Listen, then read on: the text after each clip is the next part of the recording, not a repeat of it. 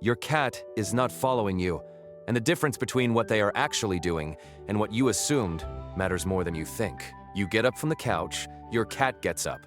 You walk to the kitchen, your cat walks to the kitchen. You go to the bathroom at midnight and close the door, and 30 seconds later there is a paw under the door or a sound on the other side that makes it impossible to pretend they are not there.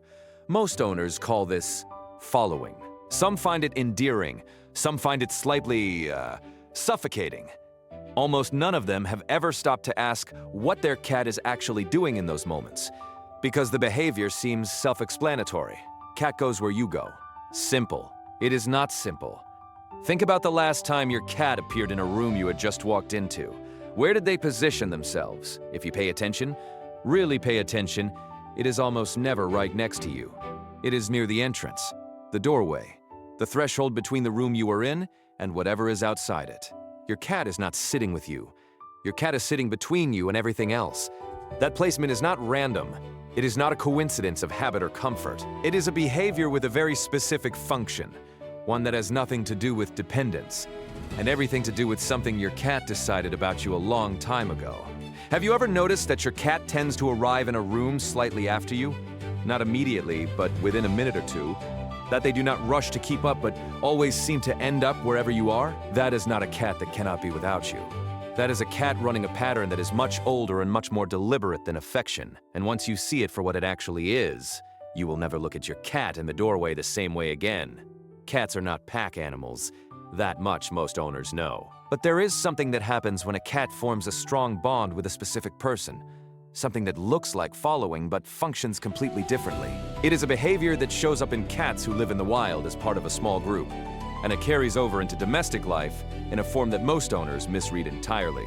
When a cat in the wild has a member of their group they consider worth protecting, a younger cat, a weaker one they have claimed as theirs, they do not leave that member unmonitored in open space. They position themselves at the edges, near the exits, between the vulnerable point and the direction from which a threat could arrive.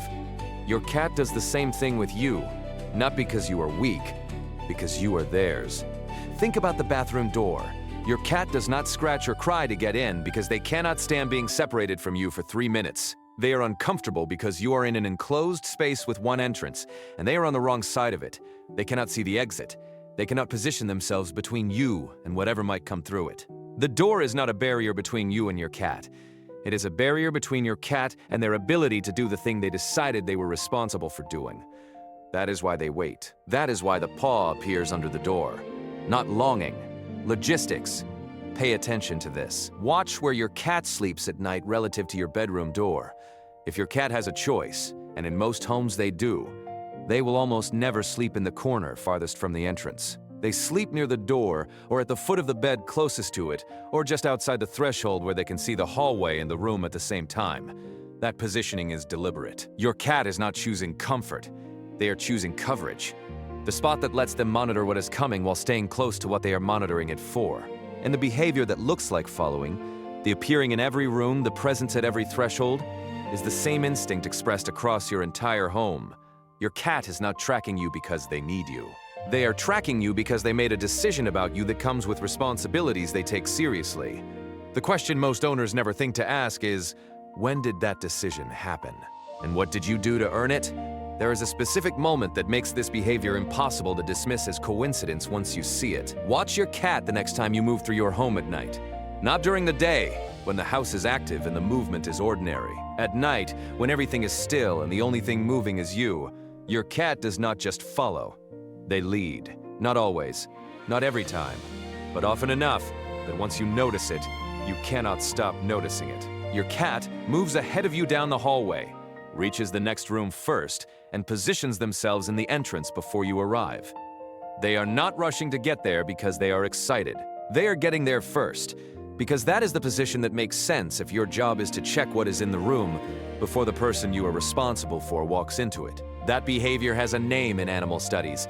It is called route monitoring. The animal does not follow the path.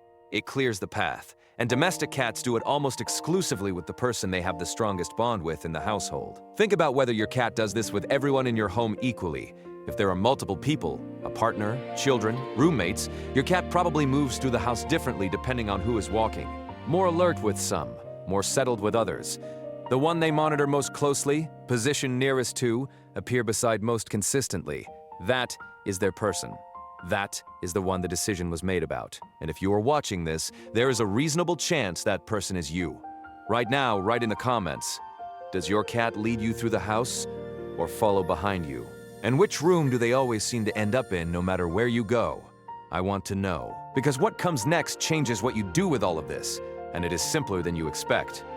The first thing to do with this information is stop trying to fix the behavior. Most owners who realize their cat follows them everywhere eventually start wondering whether it is healthy, whether the cat is too attached, whether they should be discouraging it somehow, closing doors, moving the cat to another room, creating separation to build independence. That instinct comes from applying a human or dog framework to a behavior that belongs to neither. Your cat is not dependent. They are committed. Those are not the same thing. A dependent animal cannot function without the other. A committed one chooses to stay close because they decided it was worth doing.